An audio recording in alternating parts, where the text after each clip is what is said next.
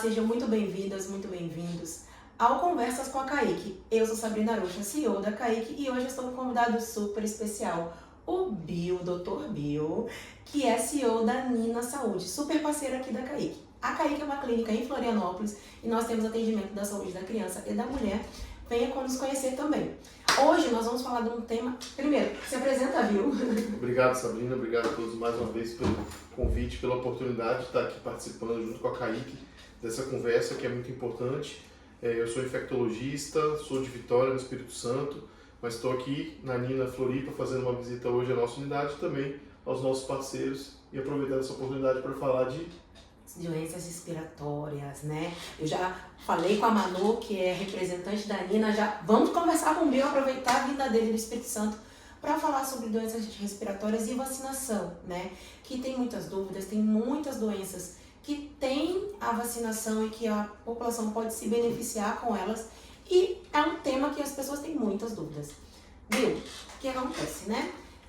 Vamos lá, eu trabalho em emergência pediátrica há mais de 10 anos, então eu vejo que quando esfria, né, aqui em Florianópolis, por exemplo, que o clima tem estações bem definidas, então verão, aquele calorão, daqui a pouco no outono começa já a baixar as temperaturas, tem uma mudança ali nas emergências pediátricas com muitas doenças respiratórias e as vacinas ultimamente, infelizmente, estão sendo deixadas de lado, né? As famílias estão com muito medo das vacinas, de vacinar os seus filhos. Eu queria que a gente começasse com esse tema bem polêmico, até porque falam que a vacina, ela sofre da sua eficácia, né? Como ela é tão eficaz, as pessoas acham que, não precisa mais, e começam a não vacinar os seus filhos, e para quem trabalha na emergência como eu, começa a ver surgimento de doenças que não existiam mais, né? A gente vai falar de doenças respiratórias, mas, por exemplo, sarampo, que não se via mais, começou a aparecer porque as pessoas deixaram de se vacinar. Então, queria que você falasse um pouquinho mais sobre a vacinação em geral, antes da gente entrar nas doenças respiratórias em si. Ótimo. Existe uma frase muito forte que diz, né, que saneamento básico, aleitamento materno e vacinação mudaram a história da mortalidade infantil. Então, nesse tripé que a gente tem que se segurar e entender que sim, a vacina a falta de vacinação hoje, a redução na adesão é culpa da própria eficácia, que as pessoas deixam de ver a doença, deixam de ter aquela vontade de se vacinar e isso acaba levando ao ressurgimento. Também tem um outro detalhe que a gente não pode deixar de levar em consideração, que às vezes alguns imunizantes somem da rede pública. E isso também acaba que uma população que não consegue ter acesso a vacinas mais caras na rede privada, deixa de se vacinar aí por falta do imunizante, não necessariamente porque ela não quer, e acaba que ressurgem doenças, né? Varicela, sarampo podem ser um exemplo disso. Então, o Ministério da Saúde, o SUS, ele tem um trabalho brilhante e a gente sempre ressalta isso, mas a própria indústria, eventualmente, quando tem surto em outros locais do mundo, acaba não conseguindo nutrir o Brasil e outras regiões. Então, são as duas grandes questões relacionadas a deixar de se vacinar. A hesitação vacinal, que é esse tema extremamente relevante, onde uma pessoa não quer se vacinar, e, eventualmente, a falta desse imunizante. Sim, e hoje a gente tem que lembrar que tem muitas fake news, né, relacionadas à vacina. Então, é bem importante para você que está aqui em casa assistindo esse vídeo, que procurar profissionais qualificados, né? Muitas pessoas, muitos cientistas estudam anos e anos as vacinas. As vacinas, elas estão aí para beneficiar a população. Então, acho que isso é bem importante vocês entenderem esse contexto. Mas, começando o nosso tema, né? Nós somos uma clínica pediátrica, uma clínica, na verdade, de saúde da mulher e da criança. Tem algumas doenças que as gestantes, né, podem prevenir em relação, no período tanto gestacional e até mesmo proteger a criança assim que nasce. Na minha residência, eu peguei bastante a coqueluche, né? As crianças ficavam tossindo, tinha aquela crise de tosse, ficavam roxinhas, né? Perdia o ar, às vezes o oxigênio ficava baixo no sangue, né? Por isso que elas ficavam roxinhas, né? Que a gente fala que é queda de saturação, né? Quando a criança fica assim, elas ficavam internadas no oxigênio. durante semanas, a família muito angustiada, bebezinho pequenininho de um mesinho. E para isso, né, para a coqueluche, que também está voltando, está tendo, né, uns surtos de coqueluche dependendo do estado, tem a vacinação da coqueluche. Queria que você falasse um pouquinho dessa vacinação, porque a coqueluche, na verdade, quando a gente está na emergência, não tem muito o que fazer, né? É mais tratamento de suporte que a gente chama, que é observar, se tiver queda de saturação, colocar no oxigênio, internar, mas pode ser prevenido. E aí, como a gente pode prevenir a coqueluche, né? Com essa gestante, vamos colocar assim. Exatamente. Até existe antibiótico para fazer para coqueluche, né? Mas uma vez que a crise já esteja instalada, é muito difícil reverter. Então, esse é um tipo de doença clássico que prevenir é melhor do que remediar, Sim. uma vez que o remédio não funciona tão bem. Não. Então, a vacina de difteria, tétano e coqueluche, então são 3 proteções em uma única dose, que é a DTPA, ela antigamente tinha muitas reações adversas, mas uma vez que ela não veio, hoje ela não tem mais células inteiras, que ela tem um componente acelular da coqueluche, ela é uma vacina extremamente segura, com alta eficácia e principalmente ela pode ser dada na gestante. Porque até pouco tempo atrás a gente tinha a DT, a difteria tétano, a famosa antitetânica, que a gente ia no posto tomar e ficava com o braço doendo 3 dias, né? Então hoje o adulto também pode se beneficiar dessa vacina e em especial a mãe. Por quê? Porque além dela, que vai ter o contato mais íntimo possível com a criança, se proteger, ela também consegue passar algum anticorpo para a criança e de forma indireta já proteger ela ali nos primeiros 2 meses de vida, que é quando a criança vai começar a receber a vacina. Então, essa seria a primeira grande doença respiratória que a criança tem chance de nascer protegida, seja pela mãe, seja pelo anticorpo que passa da mãe para o filho para ela. Isso é maravilhoso, né? A mãe já está passando essa proteção para essa criança. Mas, Bill, uma pergunta. É importante também as outros contactantes com esse bebezinho que vai nascer também receber a DTPA, né? Por exemplo, a avós, o pai, pessoas que vão estar ali naquele convívio, principalmente nesses 2 primeiros meses. Seria isso? Isso. A mãe tem um contato mais íntimo possível com a criança. Por quê? Porque ela amamenta, ela está ali naqueles primeiros dias, então a gente sempre lembra dela. Mas isso não exime do cerco familiar que fica mais próximo, e geralmente pai, avós e cuidadores, né, as babás, que também recebam uma dose desse imunizante. Por quê? Porque assim você faz a cápsula de proteção, né, contra essa doença. E o adulto, ele não apresenta sintomas tão proeminentes igual ao da criança. Sim. Então, para o adulto, aquela tossezinha chata, aquele pigarro, aquelas crises de tosse, pode ser coqueluche. E ele não sabe. E ele não sabe. E aí a criança, sim, é que vai sofrer todo o impacto de uma doença extremamente grave para ela. Sim, porque a gente, né, principalmente os pais têm esse mito, é porque colocou na friagem, é por conta disso que pegou a doença respiratória. A gente tem que lembrar que a doença respiratória é gotículas, né? Então ela passa por outra pessoa doente. E nós adultos muitas das vezes só temos aquela coriza, uma tossezinha e alergia, é rinite, acho que é rinite, né? E vai ficar perto desse bebezinho que acaba passando essa doença. Então, além da mãe, temos que lembrar que toda a família é importante também se vacinar. Além da coqueluche, né? Tem também a bronquiolite, que a mãe pode se beneficiar durante a gestação, né? Eu também, na emergência, pego muitos casos de bronquiolite, principalmente no outono e inverno. Eu falo que a bronquiolite é uma doença muito ingrata, porque a gente não sabe o percurso que vai levar. Tem crianças que ficam chiando, mas ficam bem, faz tratamento de suporte só em casa. Tem outras que chegam a ir para UTI, ser entubadas, ficam extremamente graves. Então é uma doença bem complicada, principalmente quando ela é abaixo de 3 meses de vida, né? A criança fica ali fazendo com esforço respiratório, né? Chiando bastante. Muitas das vezes tem a queda de saturação, que é a queda do oxigênio no sangue. E agora chegou uma vacina que protege. Na verdade, a mãe pode tomar para proteger o seu filho. Conte mais sobre essa novidade que é bem importante. Isso. A Abriso foi a primeira grande vacina de bronquiolite para proteger o bebê, né? Até então nós tínhamos anticorpos monoclonais. O primeiro foi o palivizumab, que a gente chama de imunizante, e agora o Beyfortus, que a gente também vai falar um pouquinho, mas vacina mesmo foi a Abriso.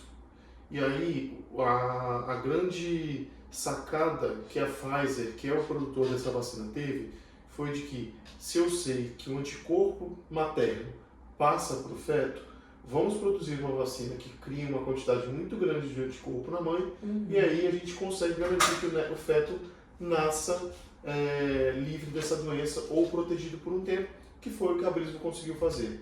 Então, aquela mamãe que recebe uma dose de Abrismo entre 32 e 36 semanas, principalmente, que é quando a placenta está mais rica de vascularização, a gente consegue transmitir uma quantidade enorme de anticorpo para a criança, e é por isso que não importa se é gêmeo, se não é gêmeo, porque a mãe produz uma quantidade enorme de anticorpo e isso passa para a criança de forma passiva, e aí ela consegue nascer e ter ali pelo menos 6 meses de proteção, que é o tempo que um anticorpo consegue durar na nossa circulação. Então, essa foi a primeira grande vacina, sim, que veio para proteger a criança contra a bronquiolite pelo vírus sincicial respiratório. E para nós, né, é maravilhoso, porque como eu disse, né, se até 3 meses é o período de maior cuidado, que é maior gravidade da doença, se protegendo até 6 meses, vai ser uma maravilha. Eu acredito que daqui a um tempo, eu estava conversando com outro dia com uma colega, será que a bronquiolite vai ser igual no passado a meningite foi para alguns colegas, né? Porque se a gente pega alguns colegas que têm 50 não, mas uns 60 anos para mais velhos, eles falam assim, na minha época de residência tinha as enfermarias com várias crianças com meningite, né, com gravidades e tal, e hoje a gente não vê mais isso, né? Existe ainda, obviamente, a doença, mas não uma enfermaria lotada de pessoas com meningite. Mas hoje a gente vê enfermarias lotadas de bebezinhos com bronquiolite. Então, eu espero que no futuro, esse seja o nosso futuro, né?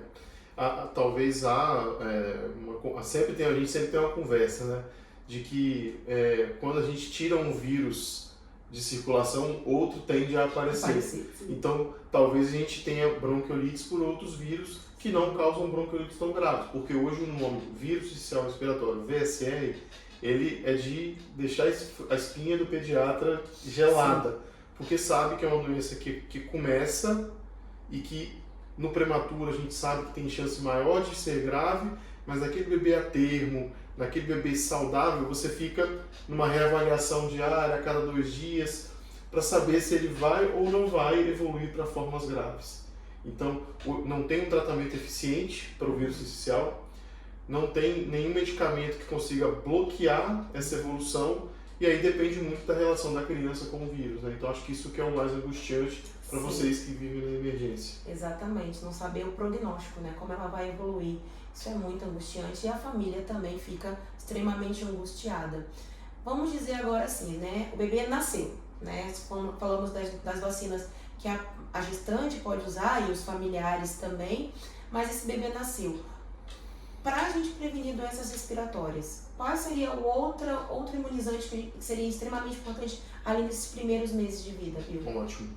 Então, quando o bebê nasce de uma mãe que já veio com essa proteção desde lá do início, então fez a dose de DTPA, fez a dose de Abrismo, tomou a vacina de influenza, a gente consegue fazer com que esse bebê passe aqueles primeiros meses de vida, geralmente os primeiros 2 meses, que é quando a gente vai começar a fazer a primeira dose de vacina no bebê, e aí que vai receber a primeira dose de DTPA com a hexavalente, ele consegue ter algum nível de proteção. Só que se ele nasce num momento que a gente está vivendo exatamente agora na gravação de hoje, que é iniciando a alta temporada do vírus sincicial, e a mãe não se vacinou para Abrismo, agora a gente tem uma outra coisa para fazer, que é a Beyfortus, Nirsevimab. É um anticorpo monoclonal, certo? Que diferente do Palivizumab, que era o que precedeu ele, tinha indicação muito restrita. Prematuro de aquele bebê de muito baixo peso, prematuro extremo, né? Então, hoje, esse novo anticorpo monoclonal, ele vem para tapar esse gap e evitar que crianças, mesmo a termo, mesmo saudáveis, que nasceram com a idade gestacional certinha, no peso certinho, que mesmo esses deixem de adoecer. Então, acho que vai ser um ganho enorme para as famílias e tirar um peso enorme das costas das equipes de pediatria que veem suas UTIs lotadas nessa época, às vezes de não ter de ter que transferir criança para outro hospital porque ali não tem vaga.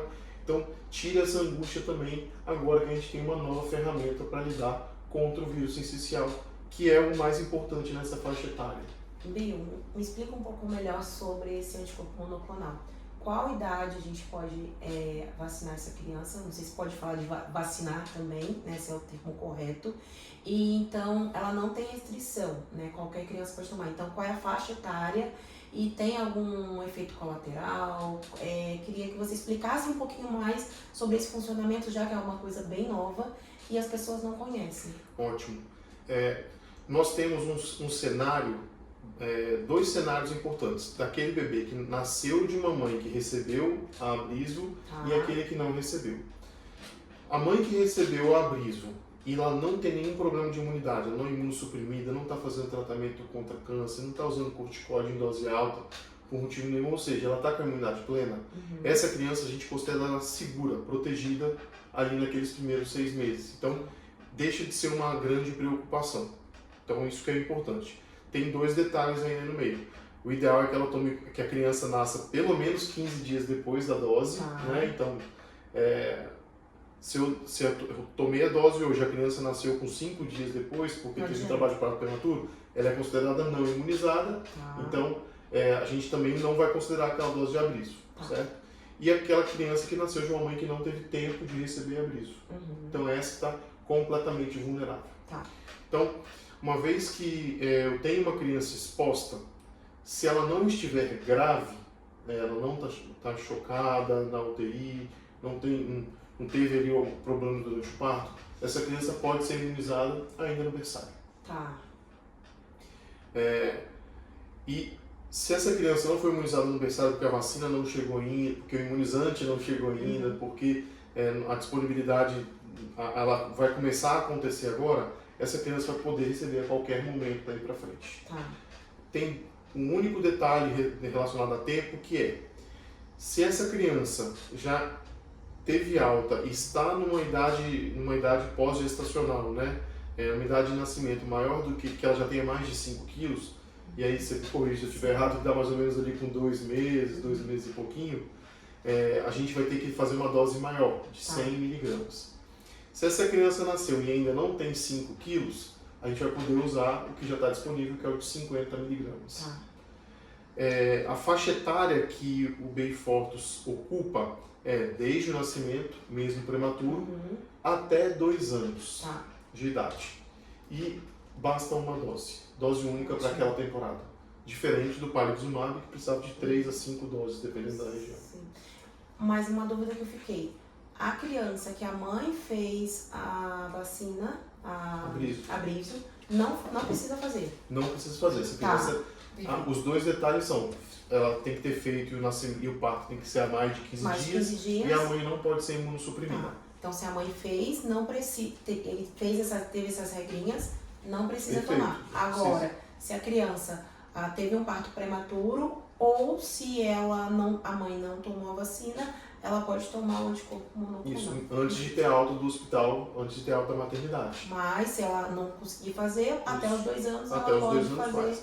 E eu só vou falar mais um detalhe da questão da idade, que é o seguinte. Aonde está o maior impacto da Beyfortus? E por que é importante frisar isso? Porque é um imunizante caro. Então, a gente tem que usar ele quando realmente tem indicação. Certo? Então, o melhor momento de usar o Beyfortus é no primeiro ano de vida. Que é onde você tem maior chance de ter gravidade. E aí, dos 12 aos 24 meses, que é uma segunda indicação de Beyfortus, não é todo bebê que precisa de receber. São bebês que continuam com alto risco. Bebês com síndrome de Down, bebês com imunodeficiência, com cardiopatia, que é um problema de coração, ou pneumopatia, que é um problema de pulmão, corrigido parcialmente ou ainda não corrigido. Então, esse bebê sim tem benefício dessa dose. Por quê? Porque de 12 a 24 meses são 2 de 100 miligramas. Então aí você começa a ter um custo muito maior. E aí é por isso que a gente precisa de indicar isso com muita segurança. Porque tem um custo e a gente precisa de garantir que tem efetividade. Efetividade, né? Exatamente. Não adianta fazer e não ter efetivo, a gente tem que ser efetivo, que é o compromisso, né, com a vacinação, essa efetividade. Perfeito. Então, assim, já foi uma aula, né, nossa conversa, mas a aula continua, gente. A criança está pequenininha, então tem o vírus sincicial respiratório, que é o terror dos pediatras, mas depois ela vai crescendo. E aí tem as pneumonias, que também são doenças respiratórias que a gente pega muito na emergência. Tem criança que fica grávida, água no pulmão, que é um derrame pleural, né? Vai para UTI. E nós temos as pneumos, né? As vacinas contra a pneumonia. Queria que você falasse um pouquinho mais desse tipo de vacinação, porque tem vários tipos, tem tipos que já são mais antigos, outros mais atuais. Antes de passar a palavra, Bill, é muito comum, por exemplo, as famílias acharem que meu filho tomou a vacina, ele não vai ficar doente. Como assim ele ficou doente, teve uma pneumonia? Só que é uma pneumonia que a gente escreve uma amoxicilina, propilanar, foi embora para casa. Não é uma pneumonia grave. Então eu queria que você falasse também essa questão da gravidade e dos tipos de vacina contra a pneumonia. Ótimo. Esse é um tema muito importante. Eu só vou fazer um pequeno adendo antes de começar que falar um pouquinho de efeito colateral da Beyfortus, que a gente deixou escapar. Pode ser. Certo? Então, diferente de vacina, Beyfortus é um anticorpo pronto. Tá. Então, a chance de ter febre é muito pequena, a chance da criança ficar chorosa é muito pequena, a chance de ter aqueles eventos adversos de vacinação é muito pequena. Por quê? Ele não causa um estímulo na imunidade, ele já é imunidade pronta. Então, o que vai ter é vermelhidão local, pode dar um pouquinho de febre, mas nada comparado ao que a gente vê no dia a dia com as vacinas. Então, só faltava esse adendo para a gente poder... E é muito legal, porque você falando que é uma imunidade pronta, vai muito de encontro àquela coisa das mães que chegam no mês. Não tem nada para imunidade que eu possa fazer para o meu filho. Nesse caso, pode. Né? Bom, agora falando das pneumonias, dessa proteção, nós temos diversos tipos de pneumonia. A maioria é viral, a gente acabou de falar aqui uma bronquiolite, que não deixa de ser uma pneumonia, mas das pneumonias que a gente tem mais receio, que são as bacterianas, o pneumococo, Streptococcus pneumoniae, ele tem um papel importantíssimo no nosso meio, mais que hemófilos, mais que moraxella, que é um nome feio para esses outros bichos, e para ele sim existe uma proteção segura e efetiva. Hoje nós temos 3 grandes vacinas no mercado, né? Que são pneumo 13, pneumo 15 e pneumo 20. Também existe a pneumo 10, que é a vacina do SUS. Por que eu não coloquei ela como uma grande vacina? Porque nesses anos todos que ela vem fazendo parte do Programa Nacional de Imunização, ela já salvou muitas vidas, ela já fez o papel dela, só que hoje ela não tem os principais sorotipos que causam as doenças pneumocócicas graves. Sim. Principalmente o 19 e o 13. E o 3, desculpa. Então, esses 2 sorotipos, além de eles serem muito mais bravos, mais virulentos, eles também têm muita prevalência, ou seja, são os que mais estão espalhados por aí. E quando a gente pensa que se eles são os mais bravos e os mais prevalentes e não estão na vacina, ela deixa de ser uma grande vacina. Por que eu citei a pneumo 13? Porque hoje a pneumo 13 ela ainda está no mercado, ela foi substituída pela pneumo 20, só que ela não deixa de ser uma vacina segura para essa época. E todo mundo pode fazer essa vacina, mas como ela tem um custo muito menor do que as outras duas, ela pode sim ser uma ferramenta para famílias protegerem as suas crianças que foram vacinadas com a pneumo 10. Lembrando que a partir dos 2 anos é dose única e hoje um custo muito menor. Então é uma vacina que a gente não pode deixar de falar dela, por quê? Porque de todas as 3 ela tem custo mais acessível e ainda assim consegue preencher esse buraco que faltava aí. É a melhor? Não. Não é. Mas entre ter pneumo 10 e as 3 doses e conseguir pagar uma dose de pneumo 13, certamente, até que essa vacina seja incorporada ao SUS, vale muito a pena fazer esse investimento, uma vez que ela tem o menor custo das 3. Perfeito, é melhor ela do que não fazer. Exatamente. Ou fazer só a 10. Hoje a 10 então, a gente considera praticamente não vacinado. porque ela não tem mais esse papel na proteção. Sim. Então, e esse que é o detalhe mais importante. A gente não pode desmerecer o que a pneumonia 10 fez até hoje, mas infelizmente, desde o ano passado, retrasado para cá, a gente vê as meningites graves voltando, as pneumonias graves voltando, e o Adolfo Lutz, um instituto altamente capacitado, lançou o boletim no início desse ano, mostrando que o 3 e o 19A continuam aí e são os de maior protagonismo, com quase 50% dos casos pelo Brasil das doenças graves, seja meningite, seja pneumonia. Sim, perfeito. E vem aquela pergunta, né, que eu comentei antes, mas acho que vale reforçar. Ela previne as doenças graves, né? Ela não previne a criança ter a doença. Fale um pouquinho mais sobre isso, porque eu vejo que é uma dúvida muito frequente da família e fica se reforçando isso. Isso. Então, quando a gente fala de pneumonia, existem os agentes atípicos que vão causar as pneumonias mais leves, que causam tosse, chiado, e não evolui com aquele monte de secreção, aquela febre alta, água no pulmão, como você citou. Então, essas são pneumonias que têm um potencial de gravidade muito baixo e que vão acontecer a despeito de ser vacinado. O próprio pneumococo, mesmo 3, mesmo 19A, eles vão causar pneumonia em quem está vacinado. Só que vai ser uma doença infinitamente menos grave do que seria no não vacinado. Sim. Então, vacina não previne de pegar a doença. Ela previne que as formas graves se desenvolvam. Então, para gripe, para vírus sincicial, para todas essas, o mais importante é evitar que fique grave. Que é a questão da gripe, né? Vamos falar da gripe mais pra frente, mas a gripe tem muito disso. Eu acabei de tomar vacina da gripe e eu tô aqui com o nariz correndo, com catarro. Não é bem assim, né? Não é bem assim. Então, e muitas vezes eles confundem estar gripado com o próprio evento adverso da vacina. Estou com dor no corpo, estou me sentindo febril, que é evento adverso esperado. Então, sim, não deixa de ser isso eu não chamaria de fake news, mas é quase uma lenda urbana, que a gente ouve isso há muito tempo, né? Sim. Outra questão, Bill, é que esse vídeo, né, só um adendo, está sendo gravado em abril de 2025. E nesse período de agora, essas últimas semanas, eu peguei muitas crianças na emergência com influenza A. Então a criança chega com tosse, catarro, uma dor no corpo, prostração, dor de cabeça, e aí a febre está mais de 3 dias, vamos fazer sorologias influenza A. E a vacina da gripe, né, a vacina da influenza, ela ultimamente, infelizmente, as pessoas não estão aderindo muito. Não precisa, não precisa. Mas na emergência a gente vê as pessoas com influenza.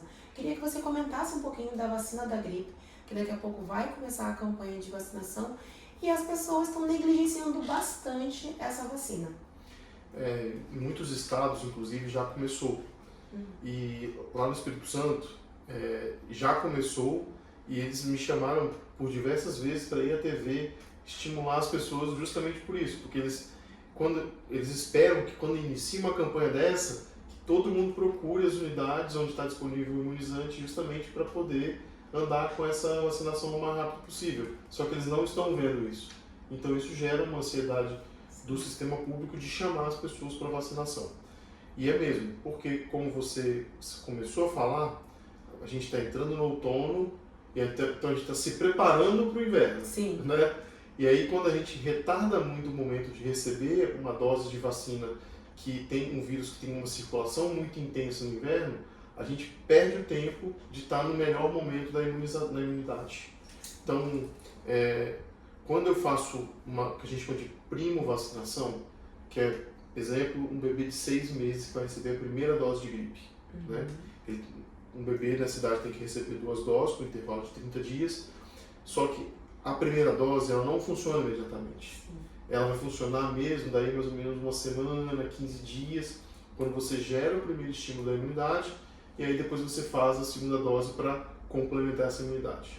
Então, uma criança que a gente fez 6 meses, que a gente retarda muito para começar a fazer a dose de gripe, a gente acaba aumentando o risco de exposição dela e de desenvolver doença grave pelo vírus influenza.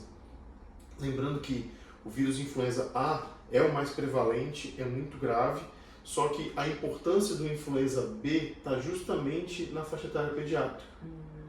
E é por isso que, apesar que é uma grande diferença, né? A vacina oferecida pelo SUS é trivalente porque tem uma B a menos. A vacina da rede privada é quadrivalente porque tem uma B a mais. O restante é muito parecido. E o influenza B, ele tem uma importância na idade pediátrica justamente por fazer uma doença pulmonar que não é tão grave, mas faz muita destruição muscular, que a gente chama de rabdomiólise. Nome feio, mas é o vírus matando o músculo e pode ter várias consequências, levar a criança por insuficiência renal. Então, o influenza B tem esse papel e é por isso que vale sim a pena a gente lançar a mão da influenza quadrivalente, principalmente na população pediátrica. Sim. Então, vocês entenderam que é importante sim se vacinar desde a gestação até mais a criança maiorzinha, porque, gente, isso leva a diminuição de gravidade. Ninguém quer ter o seu filho doente, perder noites de sono, internação, é todo um transtorno para a família, e sem falar que é a saúde do seu filho. Tem mais alguma outra vacina que seja importante, pensando nos quadros respiratórios, Bill? A gente já rastreou tudo. Assim, parece papo de vendedor, mas na verdade é muito importante, quando a gente fala de calendário vacinal, toda aquela sequência, aquele grupo de doenças que a criança vem sendo protegido, ela tem muita relação com o risco. O risco de uma criança de 2 meses contrair difteria ou coqueluche e evoluir altíssimo. Então, vamos fazer essa vacina logo aos 2 meses. A chance de qual é o maior risco de uma meningite? Criança de 2 a 3 meses. Então, por isso que essas vacinas estão encaixadas nessas faixas etárias, né? Uma vacina de meningo B pode ser dada em adulto, não tem problema, mas não é ali que tem o maior risco. Então, é por isso que elas estão encaixadas nesse grupo. E aí, quando a gente deixa de fazer uma vacina, a gente acaba abrindo uma brecha na imunidade. Como assim? Se você tem uma criança hoje com influenza, ou um adulto também com influenza no pronto atendimento, prescreve o oseltamivir, então uma doença que tem algum tratamento e tal, só que essa criança não está vacinada para pneumo, por exemplo. E a principal complicação de uma pneumonia viral, então passou aqueles 5 dias de pneumonia viral, a principal complicação vai ser uma pneumonia bacteriana. E geralmente o pneumococo é um agente muito importante. Então é aquela criança que fez uma influenza, está ali com 4, 5 dias começando a melhorar, daqui a pouco volta a febre. Aí volta com febre alta, um catarro, e aí quando você vai identificar é um pneumococo. Então é por isso que essas proteções elas se ajudam. E isso também é muito importante para o adulto, né? Saber que ele também pode se beneficiar da vacina pneumocócica, principalmente na época da influenza, porque elas se ajudam muito. Então, para quem tem condição de seguir o calendário vacinal da forma mais completa possível, você consegue evitar essas brechas de imunidade, essas vulnerabilidades da imunidade, garantindo que mesmo que tenha uma doença, você não tenha a complicação da outra. Mesmo que eu tenha uma doença viral hoje, não vai complicar com a bacteriana amanhã. Sim, isso é muito importante, isso é muito comum, né? Os pais falam, mas tá tossindo há tantos dias e aí piorou. Por que piorou? A imunidade caiu e aí outro bichinho foi lá e entrou no sistema imune do seu filho e causou outra doença. Então, por isso que é bem importante. Queria aproveitar a sua presença e falar também sobre os efeitos adversos, né? Sobre como a família precisa se atentar a isso. E outra questão também, é bem comum a família chegar assim na emergência. Ai, doutora, eu precisava vacinar meu filho agora, ele está com 4 mesinhos, só que ele vive com o nariz entupido, vive resfriado, e aí eu não dei a vacina, será que eu posso dar a vacina? Elas ficam bem, as mães principalmente, falando das mães, que normalmente é o que as mais vão na emergência, elas ficam angustiadas porque ela queria até vacinar, só que a criança está muito doente, porque acabou de entrar na creche e não conseguiu vacinar. Pode, não pode? E aí aproveita e fala os efeitos adversos também pra gente. Olha, isso é um assunto muito importante, porque realmente a gente acaba retardando uma vacinação por algo que não precisa. Então, como é isso? Estar tomando antibiótico, está com o nariz escorrendo, está vermelhinha, está um pouquinho resfriada, nada disso contraindica nenhuma dose de vacina, né? O que contraindicaria alguma dose de vacina? A criança está com febre no dia da vacinação, e aí eu vou até fazer uma observação. Não é que contraindica, não é que a febre vai atrapalhar o efeito da vacina, mas como febre é um evento adverso da vacina, e eles podem se confundir, você não sabe se aquele evento adverso é da vacina ou é da doença, acaba que a gente retarda, espera aquela febre passar por 24, 48 horas, dependendo de como foi a evolução, e aí sim vacina, porque se fala assim, não, agora essa febre é da vacina. Sim. Então, não é porque a febre vai atrapalhar a vacinação.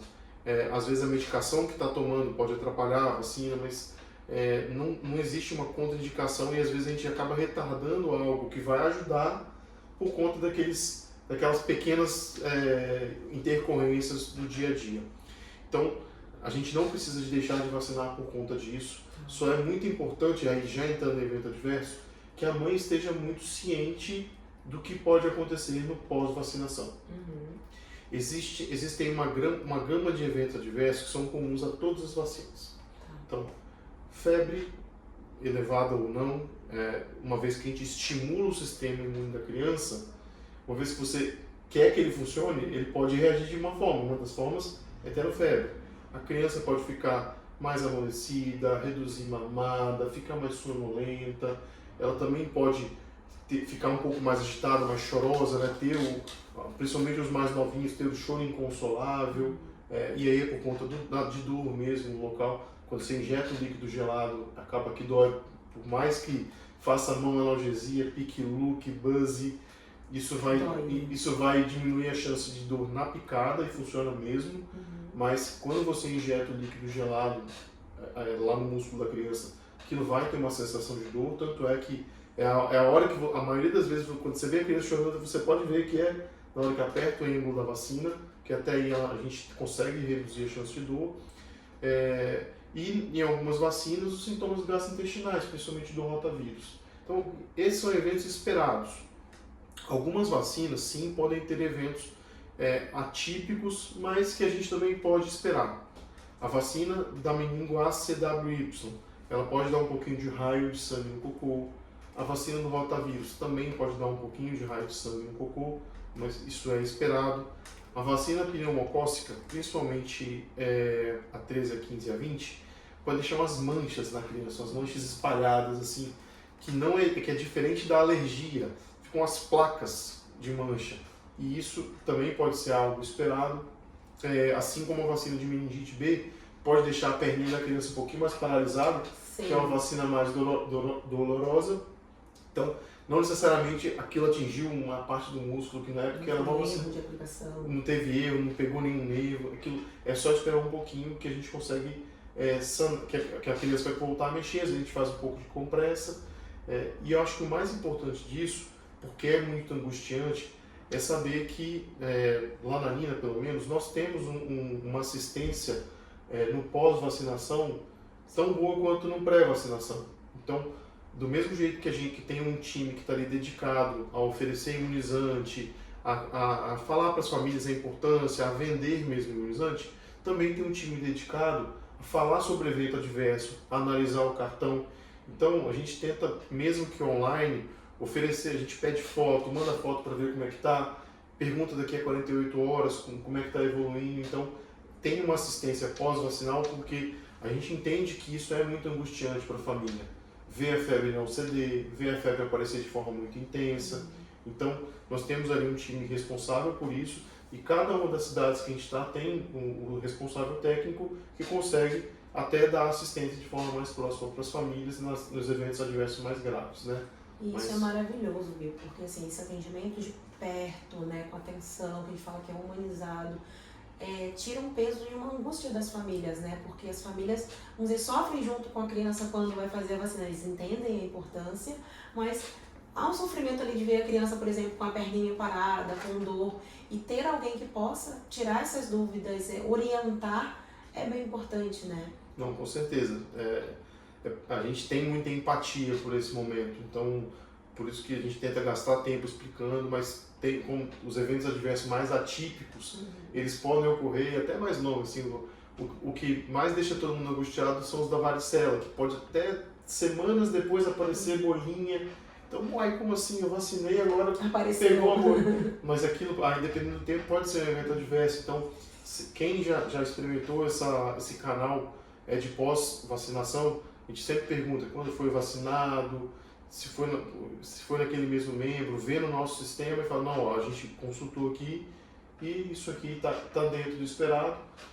As famílias às vezes querem entender um pouco melhor, a gente consegue mandar aonde está escrito aquilo, então acho que é ter empatia mesmo e se colocar ali no lugar de alguém que muitas vezes é leigo e quer entender um pouco melhor o que está acontecendo com aquela criança. Bom, aproveitando e voltando também sobre a vacina da gripe, todo ano a gente tem que fazer a vacina, né? Por exemplo, a gente falou de outras vacinas que tomam uma vez só, é dose única, mas da gripe todo ano tem que fazer, mas por quê, Bill? Pois é, o vírus da gripe é um vírus que é muito mutante, né? E todo mundo já ouviu falar H e N, H1N1, H3N5, esse H e esse N são duas proteínas da superfície, que elas chamadas de não estruturais, que elas, quando elas mudam, elas conseguem fugir daquela vacina. E elas mudam de forma muito frequente. Se multiplica rápido, Exatamente. faz uma mutação muito rápida. A vacina da gripe, ela tem uma duração pequena, ela tem duração para aquele período, então de 6 a 8 meses, que é o período crítico que ela protege. Então, ano passado eu tomei H3N5, esse ano eu vou tomar H1N1. Então, se a vacina durasse muito tempo, a gente ia acumulando dose, mas ela não dura muito tempo antes. Então, por isso que eles estudam o que está circulando mais no ano e falam assim, ó, aquele ano a gente vai precisar daquela vacina. Faz a vacina com o H e com o N específico. Entendi. O B também muda, menos do que o A, mas ele também muda. Quase sempre tem H1N1. E aí depois muda o segundo, H3N5. Então, é por isso que a gente precisa de vacinar todo ano, porque a duração da vacina ela é curta, a imunidade que ela produz, e muda sempre a cepa.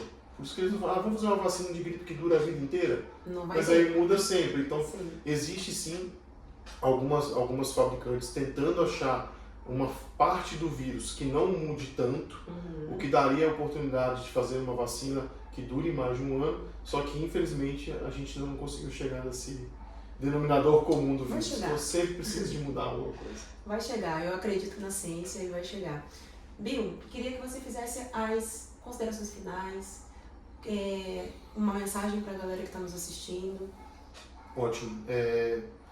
Hoje, quando a gente se vê no futuro, né, todo mundo fala longevidade, envelhecimento saudável. Então, para chegar nesse momento, a gente precisa de passar por todas as etapas, né? Infância, adolescência, juventude, adulto, pagar boleto, sobreviver a eles até ficar velhinho, né? Sim. E para cada uma dessas etapas, a gente tem que se fazer o máximo para conseguir passar por ela da melhor forma possível. Então hoje todo mundo fala em descascar mais e abrir menos embalagem, né? Então, e a vacina sempre teve o papel dela em nos proteger. Então eu acho que faz parte de todas as etapas a gente lembrar da vacina. Por que eu queria deixar isso como mensagem final? Porque a gente só lembra dela na infância. Verdade. Quando o filho sai de casa e a mãe dá a carteira de vacina dele, ele coloca ela na primeira gaveta e daí para frente Nunca mais. Ele não se vacina mais. E hoje nós temos uma série de imunizantes que servem para garantir esse futuro saudável, esse futuro que o jovem precisa de ter para chegar como um adulto saudável. E eu vou dar um único exemplo aqui nessa mensagem final, que é a vacina do HPV. Todo mundo come alface, tira açúcar pensando em não ter câncer. E aí a gente esquece que tem uma vacina que mesmo que você entre em contato com um agente nocivo, que é muito fácil entrar em contato, basta ter uma relação sexual, basta ter um contato não sexual, de beijo na boca, que a gente pode entrar em contato com a HPV, e é uma vacina que protege contra câncer de garganta, câncer do colo do útero, câncer de pênis, câncer de cólon. Então, essa é a mensagem final. O adulto e o adolescente também precisam de olhar para dentro dele e falar assim, eu tenho algo a mais que eu posso fazer para chegar no envelhecimento saudável. E isso é perfeito, a sua mensagem é perfeita, porque é aquela mensagem que eu falo, que eu sempre escuto na emergência, né? Como aumentar a imunidade do meu filho, como ter imunidade. Aí as pessoas querem fazer fórmulas mágicas para aumentar a imunidade, mas esquecem da vacina, né? Acham, não, é caro, né? Mas injeta várias coisas no rosto, duvidosas, não acham caro, mas acha caro se vacinar. Então, se vacinar é bem importante. Eu quero te agradecer imensamente pela sua presença aqui. E, pessoal, para quem está aqui, curta esse vídeo, dê o seu like e até a próxima. Tchau!